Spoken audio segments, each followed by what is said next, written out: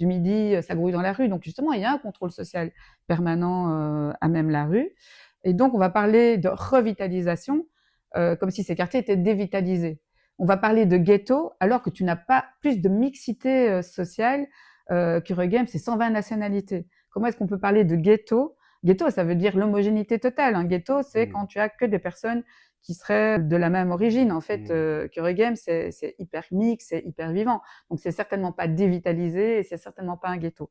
Et tu as toute une terminologie, effectivement, utilisée par les pouvoirs publics avec des dispositifs urbanistiques où on dit, tiens, zone d'opportunité stratégique, zone de revitalisation, etc. Et tout ça est destiné à amener des capitaux vers ces territoires-là, justement pour faire en sorte que les investisseurs débarquent et se dire, ah, là, il y a moyen de faire de la plus-value. Et typiquement, dans un quartier populaire, tu peux faire beaucoup plus de plus-value, puisque dans un quartier populaire, au départ, le foncier, le sol, il est pas cher. Si tu investis et que tu fais monter les valeurs foncières, toi, tu achètes un terrain pas cher, tu construis dessus des logements et tu revends cher.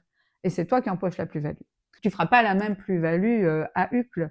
Les loyers augmentent beaucoup plus dans les quartiers de rénovation urbaine, qui sont les quartiers centraux, que dans les quartiers périphériques.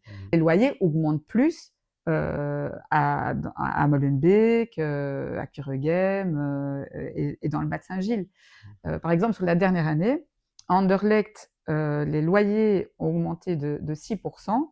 Dans le même temps, à Oudergem, ils augmentaient seulement de 2%.